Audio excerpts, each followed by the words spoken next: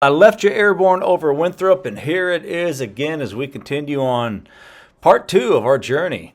Right after Winthrop, here's the Menhow Valley Airport, the smoke jumper. I'm not saying it was warm out, but the GPS may have overheated and shut itself down. But that's why I carry paper charts and still love to navigate that way. Good to go. As I was approaching Omak Airport, saw some nice clouds that were going to give me some thermals underneath them. I headed towards them, and then I realized there were some gliders circling in them, so I gave them the space in the thermals and went around it. Here we are approaching the Columbia River. This is 1,200 and about 40 miles. Flows from the Pacific Ocean back up through Oregon and Washington into British Columbia. The natives call it the Upper Chinook. The Columbia also is critical for providing irrigation water to the Columbia Basin Irrigation District. Obviously, a few fish farms are on the Columbia, and I don't know if it's a native tribe and what type of fish they're farming.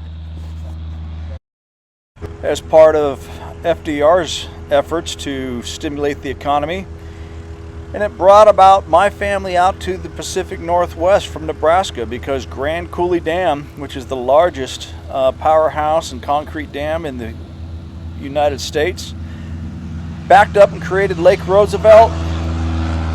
The other function was that it created a huge pump house that pumped irrigation water up on top, and that went to feed the Columbia Basin farm needs.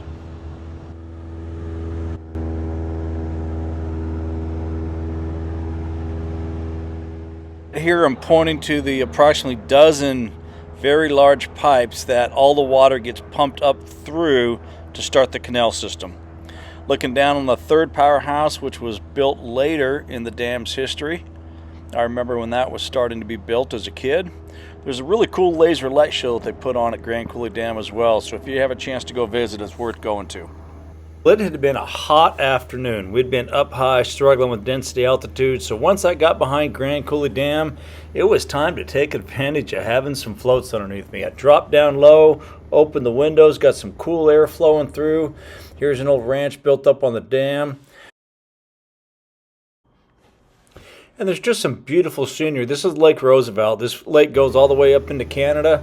Along it here is the Keller Ferry. I remember going across this ferry as a kid. We'd be taking our trailer going up camping, and it's still one of 2 Washington state ferries that are on the east side of the state.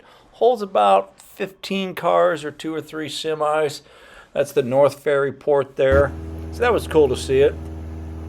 On the south bank is this 600-foot high granite monolith. It's called White Rock. Really cool place. I've fished along it. You see some sailboats down there right on the point of that piece of land on the north bank of the river. I remember there's always a bald eagle that would want to come eat our fish scraps. That's where we'd clean the fish. But this rock is cool from the air, and it's even bigger and probably more impressive when you're at the base of it in a fishing boat. One of the things about Lake Roosevelt is houseboats in the summer. People love to come up here. A great way to spend the summer, cool off, ski, camp, fish. And there's lots of other opportunities. I mean, here's just a nice lake shoreside campground that anybody can get to. Nice and affordable as well. The Colville Indian Reservation's on the north banks of Lake Roosevelt. But as you get closer to the east and over by Spokane, the developments are starting to pop up. Here's a beautiful cliffside home. And then there's lots of just retirement homes down here in the bottom of this wonderful scenery. Quite the geology. An old smelter is just coming up in here from its days back in the lumber world. There it is, right. Oh, come on, come on. There it is. That is a cool structure. I'm not sure I'd want it in my backyard, but it's pretty cool.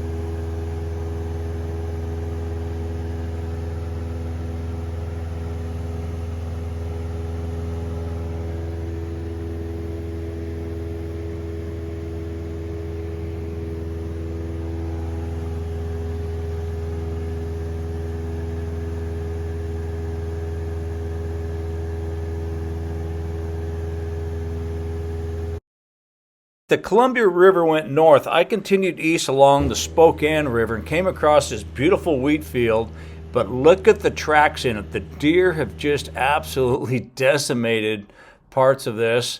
These are horses out in it as well. And then you come across this, the little falls up on the Spokane, and I found not one, but two really cool private dirt strips right before I dropped into Deer Park for fuel. I love dropping into Deer Park, great little facility, pretty cheap fuel, but let me tell you, climbing on top of a amphib is a long ways to climb. I was glad to have this gentleman help me out with the fuel hoses. The fire bomber crews are always here in the summer, and it was good to see them parked. Had a pretty good fire year in Washington. Not too many, especially any big ones. Oh, it's sad to see this old Beach 18 just rotting away here at the infield at Deer Park. Well, here's what the route for my next leg looks like. Basically follow 990 over Missoula, Mullen Pass, down by Livingston, Billings, and eventually Sheridan. I knew I wasn't going to make it all that way tonight, but I didn't know really for sure where I was going to spend the night. What I did know, though, is I found these cool strip out just across the Idaho border up on a ridge. I need to drop in there and check that out. Of course, if you know the Pacific Northwest, you recognize this, the Coeur d'Alene Resort, beautiful resort, and its famous golf course with the floating green out there. I get lots of people calling me up and asking for advice on how to cross the Rocky Mountains. And in Montana, there's several easy routes. There's the Clark Fork. You can go across Mullen Pass, and this is footage as you approach in Mullen Pass from the west.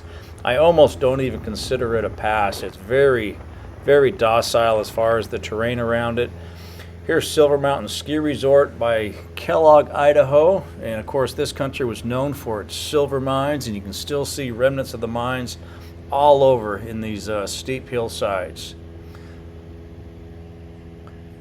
Beautiful little town, fun place to visit. There's an old mine right there as well. One of the great things about Mullen Pass is not only the easy approach from both the east and west, but there's a weather station right there on top of the Vortac. But what's important to realize is the actual pass and the road's almost 1,200 feet below that weather station. So if it's talking 1,000-foot overcast, you really got over 2,000 feet between the clouds and the road. As I get older, I realize there's fewer and fewer opportunities to stop and see friends, so I was starting to make the decision that it was time to go see some good friends of ours up in Lost Prairie, Montana.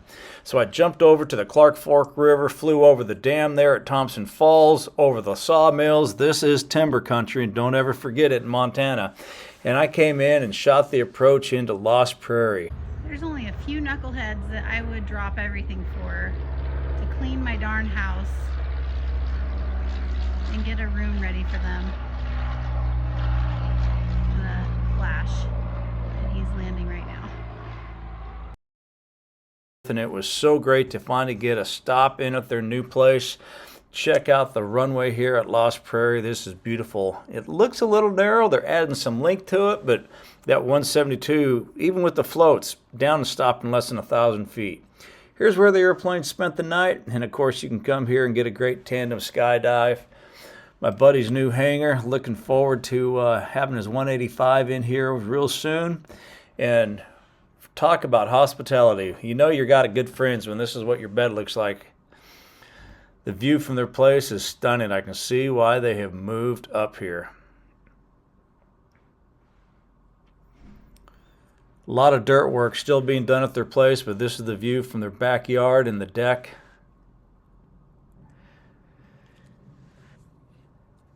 Yep, I'm relaxing. Absolutely.